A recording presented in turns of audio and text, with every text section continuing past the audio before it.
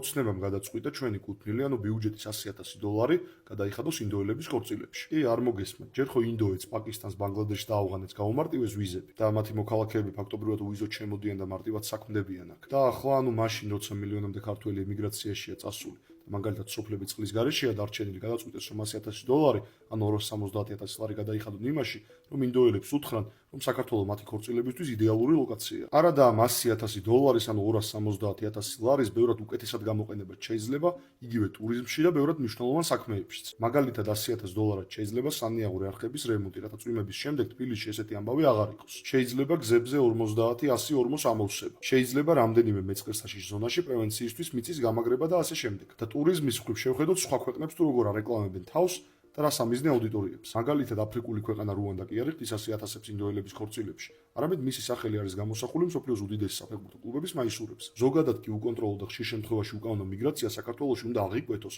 და ამას უნდა მივხედოთ. თან მაშინ, როცა ეს ხდება მილიონამდე ქართველის გადინების ფონზე. ეს არის საშიში და ამას ჩვენი ქვეყანა ვერ გაუძლებს.